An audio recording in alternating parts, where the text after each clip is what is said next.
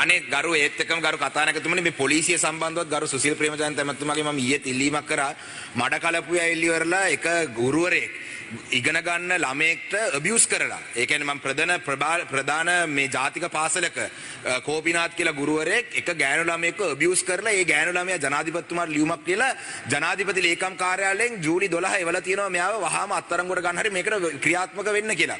අද වෙනතුරු පොලිසියෙන් මැදිහත් වෙලා මෙයාව අත්අඩංගුවට ගන්නේ නැහැ ගරු ඇමතුමනි. ඉතින් පොලිසියෙන් කියනවලු එයා උසාවියට බාර වෙයි ලෝයර් කෙනෙක් කරා. පොලිසියේ රාජකාරිය ඒක නෙවෙයිනේ. මේ කෝබිනාත් කියන පුද්ගලයා පිල්ලයන් මන්ත්‍රීතුමාගේ පක්ෂයේ සංවිධායකවරයෙක් කියලා එයා පබ්ලික්ව කියනවා. ඒ ගෑනු ළමයි දෙන්නෙක් තමයි ඉගෙන ගන්න ආර්ට්ස් කරන්නේ. එතකොට ඒ ආර්ට්ස් කරනකොට එක ගෑනු ළමයෙක් ආයෙත් උනා මෙයා කියනවලු ඔයා මං කියන විදිහට හිටියේ නැත්නම් ඔයාට තව ප්‍රශ්න වෙයි කියලා. ඉතින් මේ පොලිසියත් එක්ක තියෙන ගැටලු මේ ඉතින් මේ මෙච්චර මූල්‍ය වංචාවක් අල්ලන්නෙත් නැහැ. මේ මඩ කලපුවේ ගෑනු ළමෙක්ව අබියුස් කරපයක් අල්ලන්නෙත් නැහැ. ගරු සුසිල් ඇමතුමා අධ්‍යාපන ඇමතුමා වශයෙන් මේක ජාතික පාසලක්. ඔබතුමාගේ මේකෙන් උත්තර දෙන්න මේක තමයි ගරු කතානායකතුමා ඊයේත් මං කියන්නේ වැදගත් කාරණා. බොහොම කතානායකතුමනි මම මන්ත්‍රීතුමාගෙන් ඒ තොරතුරු ඉල්ලුවා. අපේ අමාත්‍යාංශය විසින් බැදිහත් වෙලා අදාළ DIGට දැනුම් දෙන්නම් වහාම නීතිය ක්‍රියාත්මක කරන්නයි කියලා. இன்று தெற்காசியாவிலே பங்களாதேஷத்திலே ஏற்பட்டிருக்கிற அரசியல் நெருக்கடி அதேபோன்று மிடில் ஈஸ்டிலே ஏற்பட்டிருக்கிற அரசியல் நெருக்கடி என்று பல விதமான உலக சவால்களோடு இந்த உலக பொருளாதார அரசியல் நெருக்கடியோடு இந்த நாடு ஒரு தேர்தலை சந்திக்கிறது. அந்த அடிப்படையில் எல்லாவற்றையும் பார்க்கும் இடத்து எங்களுடைய நாடும் ஒரு உறுதியான தலைவரோடு உறுதியாக எதிர்காலத்தை நோக்கி நகர வேண்டும் என்ற அடிப்படையிலே முடியுமான பங்களிப்பை அரசாங்கம் செய்து வருகிறது. முக்கியமாக நான் கடந்த காலங்களில் குறிப்பிட்டது போல மிக மோசமான கட்டுமானத்துறை பொருளாதார வீழ்ச்சியிலிருந்து நாடு மெல்ல மெல்ல வளர்ந்து வருகிறது. இந்த வளர்ச்சி போக்கு தொடர்ந்தும் இருக்க வேண்டும். அந்த அடிப்படையில் நாங்கள் எல்லோரும் ஒன்றுபட்டு ஒன்றாக பயணிக்க வேண்டும் என்பது எங்கள் எதிர்பார்ப்பு. ஊடக நண்பர்கள் அதேமாதிரி நான் பலமுறை இந்த ஊடக சந்திப்பில் கலந்து கொண்டிருக்கிறேன். முடியுமான உங்களுடைய கேள்விகளை கேட்டால் எங்களுக்கும் அதுக்கு பதில் தருவது இலவாக இருக்கும்னு நம்புகிறேன். உண்மையிலே பொருளாதார ரீதியான கட்டுமானத்துறை மிகப்பெரிய வீழ்ச்சி அடைந்தது. பல வீதிகள் ஆரம்பிக்கப்பட்டு இடையில் நிறுத்தப்பட்டிருந்தது. அதேபோன்று இப்பொழுது எங்களுடைய IMF செட்டில்மெண்ட்டுக்கு பின்னர் இணக்கப்பாட்டுக்கு பின்னர் பல விடயங்கள் ஆரம்பிக்கப்பட இருக்கிறது. முக்கியமாக உற்பத்தித்துறையை அதிகரிக்க நோக்கோடு கிராமப்புறங்களை நகரப்புறங்களையும் இணைப்பதற்காக நிறுத்தி வைக்கப்பட்ட உலக வங்கி திட்டத்தினூடாக கிராமப்புற நகரப்புற இணைப்பு வீதிகள் ஆரம்பிக்கப்பட்டிருக்கிறது. அதேபோன்று கடந்த அரசாங்கத்தால் ஆரம்பிக்கப்பட்ட 1,00,000 கிலோமீட்டர் வீதிகளுக்கான வேலை திட்டங்கள் முடியுமான வரைக்கும் முடிவுறுத்தப்பட்டிருக்கிறது. நாங்கள் நம்புகிறோம் அடுத்த வருகிற வரவு செலவு திட்டத்தோடு முழுமையாக்குவதற்கான ஏற்பாடுகளை செய்திருக்கிறோம். அதுபோன்று கிராமிய பாலங்களிலும் ஆரம்பித்த விடயங்களை அதாவது கட்டுமானம் ஆரம்பித்த பல பாலங்களை நாங்கள் முடிவெடுத்திருக்கிறோம். இன்னும் மீதியாக இருப்பதையும் ஒரு அமைச்சரவை பத்திரம் ஊடாக பூர்த்தி செய்வதற்கான ஏற்பாடுகளை செய்திருக்கிறோம். ஆகையால் கட்டுமானத்துறை விரைவுபடுத்தப்படுகிற பொழுது பொருளாதாரமும் உயரும் என்று நாங்கள் நம்புகிறோம். ஆக ஆரம்பிக்கப்பட்டுள்ளது. உங்களுக்கு தெரியும் எதிர்க்கட்சி தலைவரின் அடிப்படையிலே மக்கள் மத்தியிலிருந்து எழுப்பப்படுகிற குரல்களுக்கு இலகுவாக பார்லமெண்ட்டில் குரல் கொடுக்க முடியும். நீங்கள் ஊடகவியலாளராக எதிர்க்கட்சி தலைவரிடம் கேளுங்கள்.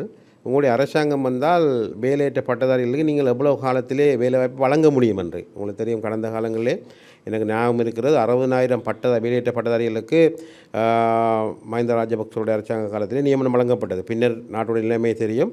இப்பொழுது எங்களுக்கு உலக IMFனுடைய வேண்டுகோளின் இணக்கப்பாட்டிலே எங்களுடைய நாடை எப்படி முன்னெடுப்பதுங்கிற பல பிரச்சனைகள் இருக்கிறது.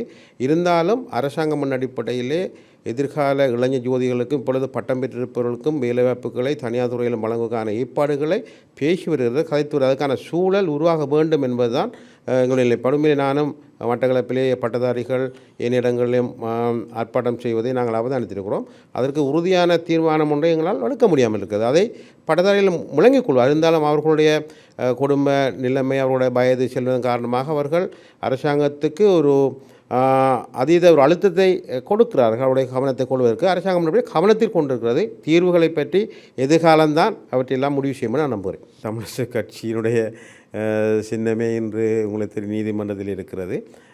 அவர்கள் வடகிழக்கிலே ஏதோ பொது வேட்பாளர் என்று சிலர் பிரிவினர் பேசி கொண்டிருக்கிறார்கள். உங்களுக்கு தெரியும் சில தலைவர்கள் அவர்களுடைய சித்தாந்தத்தின் அடிப்படையிலே நாட்டை குழப்புகிற வண்ணமும் அல்லது நாங்கள் அடிக்கடி சொல்கிற விஷயம் மேட்டுக்கூடிய சித்தாந்தத்திலே அவர்கள் நடைமுறை சாத்தியமான அல்லது மீண்டும் மீண்டும் தமிழர்களை தோக்குற நிலைக்கு கொண்டு செல்லக்கூடிய சிந்தனைகளை பற்றி நேரத்தை வீணடித்து கொண்டிருக்கிறார்கள் போல எனக்கு தோன்றுகிறது. அவையெல்லாம் சாத்தியமில்லை. மக்கள் தீர்மானம் எடுக்கக்கூடிய புத்திசாலிகளாக இருக்கிறார்கள். இப்பொழுது நாட்டுக்கு இது தேவை.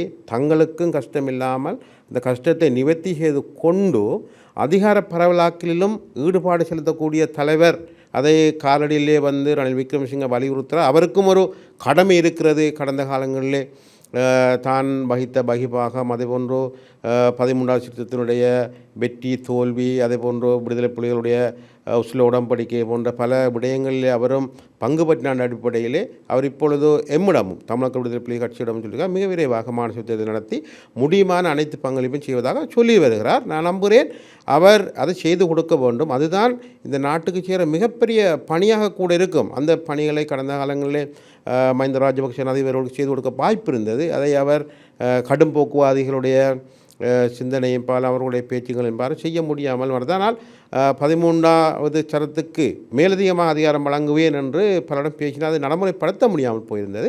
இருந்தாலும் இவர் செய்வார் என்ற நம்பிக்கை தமிழ் மக்கள் மத்தியிலே ஓரளவு மேலெழுந்து நிற்கிறது. அதை அவர் செய்து வைக்கிற பொழுது உலகளாவிய பிரபலியமடைந்த தலைவராக கூட ஆவார் என நான் நம்புகிறேன்.